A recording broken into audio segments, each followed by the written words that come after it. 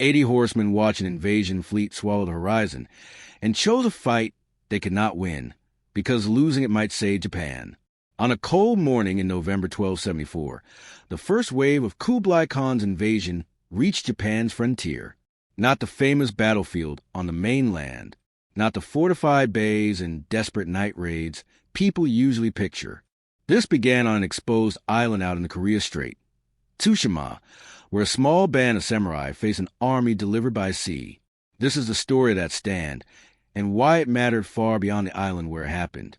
Because Tsushima was not Japan in the way we imagine it today. It was a threshold, an outer door. If the Mongol-led coalition could smash through Tsushima quickly, it could turn the island into a forward base, a place to resupply, reorganize, and launch the next landings with speed and confidence. And if Japan wanted any chance at all, it needed one thing more than heroics. It needed time, the threat Japan couldn't ignore. By the late 1200s, the Mongol Empire had reshaped Eurasia with a speed that stunned the medieval world. Under Kublai Khan, the Mongols had also inherited the institutions, engineers, and naval resources of conquered and allied states, especially in China and Korea. This mattered, because to reach Japan, you didn't just need soldiers. You needed ships, sailors, logistics, and the ability to coordinate land and sea forces across rough water. Kublai Khan did not begin with arrows. He began with a letter. In 1268, a diplomatic message arrived demanding that Japan acknowledge Mongol supremacy and enter a tributary relationship. The language was a language of empire. Submit and trade can continue. Refuse and consequences follow. Japan did not answer in the way the Mongols expected. Rather than negotiate, Japan's leadership stalled and deflected. Over the years that followed, additional envoys arrived. Some were dismissed. Later missions ended brutally. Executions that sent their own message back across the sea. In the Mongol worldview, refusing an imperial demand was not merely an insult. It was a test. Leave a refusal unpunished, and other frontiers might decide they could refuse too. So Kublai Khan prepared a punitive expedition. An invasion meant to force compliance and demonstrate power. Japan, meanwhile, was not a unified nation-state with a centralized army waiting at the coast. It was a network of warrior families under the Kamakura shogunate, with complicated loyalties and limited ability to mobilize instantly. The samurai class was formidable, but the country did not maintain a large standing force designed to repel a seaborne invasion at short notice. And that is why Tsushima mattered. The moment the fleet appeared there, Japan would receive its first true warning, its first confirmation of scale, tactics, and intent. Why Tsushima was the first domino. Look at a map and you'll see it immediately. Tsushima sits between Korea and Kyushu, like a stepping stone placed in the strait. An invading force sailing from the Korean peninsula toward Japan naturally passes it. You can bypass it, yes, but bypassing it risks leaving hostile defenders at your back and losing control of your sea lanes. That's why Tsushima was a tempting opening move. Seize it quickly, terrify the region, and turn it into a secure staging point. It becomes a message you can anchor in the water. This is what resistance looks like. This is how fast we can reach you. This is what we do to the first place that stands in our way. On Tsushima, local defense fell to the island's steward. So Sukakuni, often remembered as a leading figure of the island's resistance. His resources were limited. The defenders were not a grand army. They were a small local force, samurai and retainers, facing a coalition landing supported by massed archery and early explosive weapons. In other words, they were outnumbered so severely that winning, in a conventional sense, was never realistic. So what can defender do when victory is impossible? You can try to escape. You can hide. Or you can fight in a way that changes what the enemy believes about the war they've come to wage. The fleet that blackened the sea.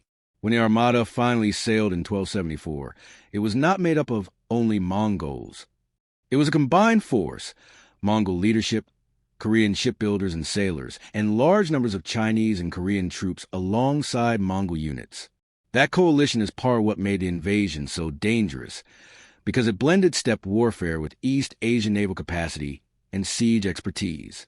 Sources vary on the exact numbers, and medieval figures are often exaggerated, But even conservative estimates describe a massive expedition by the standards of time, hundreds of vessels and many thousands of soldiers crossing open sea toward a hostile coast.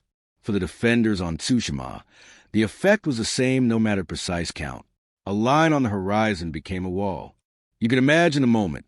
Watchfires, lookout posts, the sudden shift in the air when people realize this isn't a raid. This is an invasion. And for Sukakuni and his men, the question isn't how we defeat them. It is, how do we make sure Japan understands what is coming, fast enough to prepare?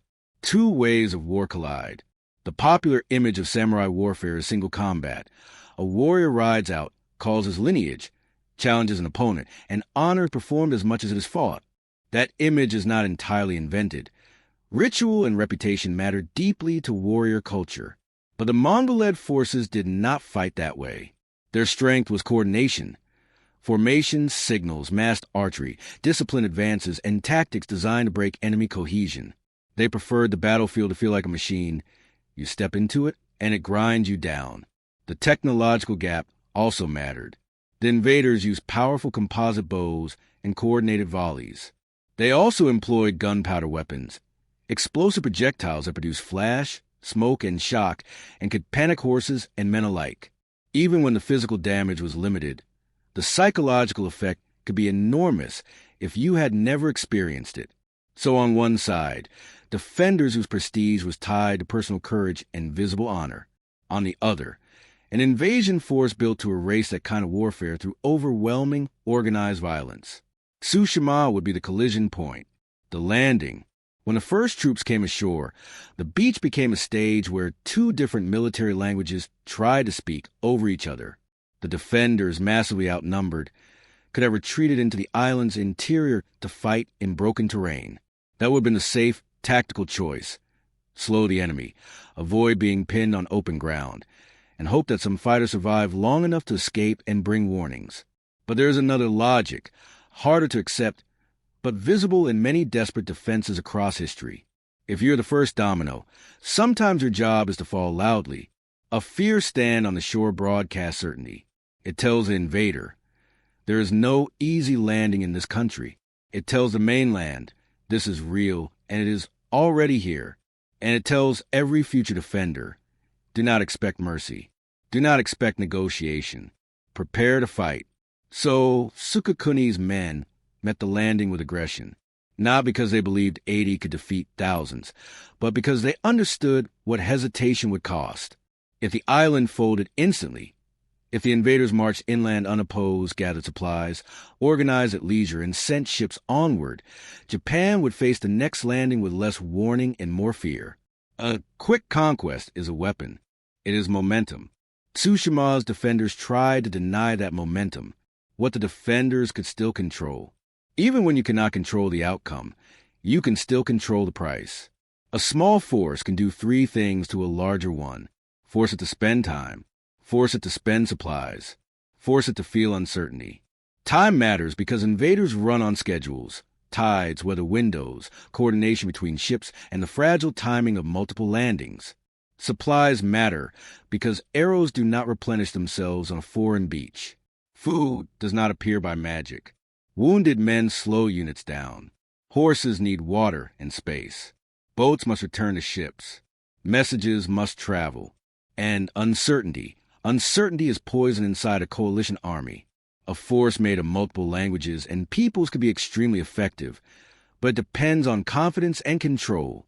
If rumors spread, if fear grows, if soldiers begin to think the enemy is fanatical or the campaign is cursed or the coast is more dangerous than expected, efficiency collapses. So Sukakuni's stand, however it unfolded in its exact details, had a strategic purpose even if it was militarily doomed. Make them pay. Make them slow down. Make them wonder. The fight turns brutal and one-sided. On an open beach against massed archery, any mounted charge is a gamble. Arrows can break horses, wound riders, and shatter momentum before blades ever reach the front line. And yet, close combat is where individual skill can still matter, where a small number of determined fighters can cause sudden disruption, especially if they strike officers, standard bearers, or tightly packed units that have little room to maneuver. That tension likely defined the battle's rhythm. Defenders try and close distance. Invaders try and keep distance and apply coordinated fire, occasional breakthroughs where steel met flesh, followed by overwhelming counterpressure as numbers reassert themselves. The key point is not that the defenders nearly won. They didn't. Tsushima fell. Sukakuni died. The local warrior band was crushed. The key point is that a doomed defense can still do damage out of proportion to its size by forcing the larger army to fight rather than simply land and move on. Even the act of resisting on the shoreline compels an invader to respond, to organize, to deploy, to commit troops who might otherwise be pushed forward to the next target. And when you are running an invasion across the sea, every delay has a cost. The real victory, the warning that crossed the water. Somewhere after the battle, news traveled. Survivors, scouts, fishermen, however the information moved, it moved quickly because it had to. The message to the mainland would not have been poetic. It would have been practical and terrifying. They have come. They have many ships. They fight in formations. They use massed arrows. They have weapons that explode. They do not accept the rules we expected. That is not legend. That is the kind of intelligence that changes preparations overnight. If you are a commander on Kyushu hearing this, your decisions shift immediately. You do not plan for an honorable clash between champions. You plan for volleys, for nighttime landings, for enemies who advance as units, for loud explosives that panic animals and men. A small frontier fight becomes a lens that brings a real war into focus. And in 1274, Japan needed that focus. Fast. What happened next? The invasion continues. After Tsushima, the invaders did not stop. They struck Iki Island, and then moved on toward Hakata Bay on Kyushu. There, Japanese defenders confronted the coalition in larger numbers. The fighting on the mainland in 1274 was fierce, confusing, and not neatly resolved in a single cinematic moment. The invaders landed, fought, and pressed hard. Japanese forces resisted, and then the invaders withdrew back to their ships. Why did they withdraw? Historians point to multiple plausible factors. Casualties, logistical strain, command decisions, and the uncertainty of operating on a hostile coast far from secure supply. Weather also played a role. Storms in the area damaged ships and made the expedition more precarious. What matters for our story is that the 1274 invasion did not become an immediate conquest. Japan was shaken, but it remained unbroken. And the memory of those first island battles, Tsushima and Iki, helped shape what Japan did next. How one defeat became a national lesson. After 1274, Japan did something concrete. It began to fortify vulnerable coasts, most famously with defenses around Hakata Bay. It refined mobilization. Warriors learned, painfully, that the invaders fought differently, and that old expectations could get you killed. This is where it's important to be careful with modern labels. People often say Bushido, as if a fully codified samurai ideology existed exactly as later centuries described it. In the 1200s, warrior culture certainly prized honor, reputation, and loyalty, but the famous later Bushido framework is a product of later periods looking back. Still, the emotional engine was real. The belief that surrender could mean humiliation, slavery, or death, and that resistance was not only strategic but moral. So when the Mongols returned in 1281 with an even larger invasion effort, Japan was not the same country they had tested in 1274. It was more alert, more fortified, and more united by the knowledge of what invasion looked like in practice.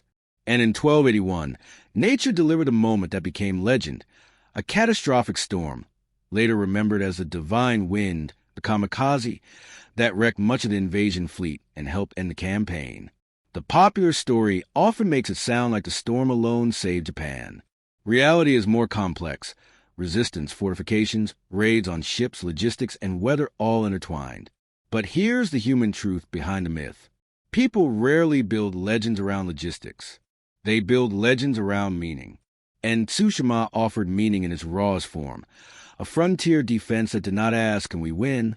But instead, can we make this cost so much that Japan survives long enough to fight the next day? So did 80 men save Japan? Not by themselves. No honest telling of history should claim that one small group alone determined the fate of an entire civilization. Big outcomes come from systems, leadership decisions, military adaptation, geography, resources, politics, and yes, luck and weather. But a small stand can still matter disproportionately, especially when it happens at the beginning of an invasion. Tsushima's defenders did three things that ripple outward. They forced the invaders to fight for their first foothold, instead of taking it for free. They ensured the mainland received urgent, credible warning. They created an example, an emotional and psychological trigger that helped unify resolve. That last part is not sentimental. It is strategic. Morale is not decoration. Morale is force. An invader wants you to believe resistance is pointless. A defender wants you to believe resistance is necessary.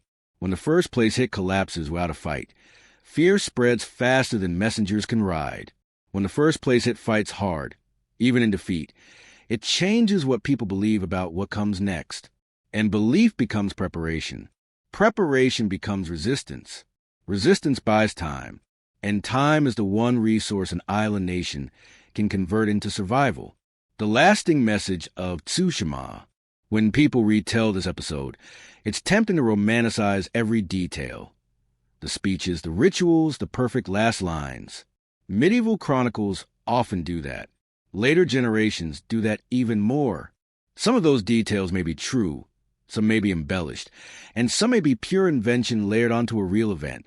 But you don't need to invent the message, because the message is already there in the shape of what happened. A small local force fought an invasion force it could not defeat, and it fought anyway. It did so on a frontier island that could have been treated as disposable.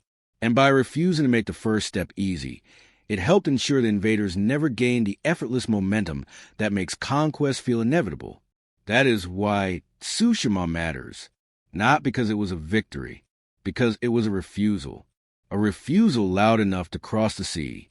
And when Kublai Khan's coalition finally learned what that refusal meant, on the beaches, in the fortifications, in the raids, and in the storms, it learned something empires often learn too late.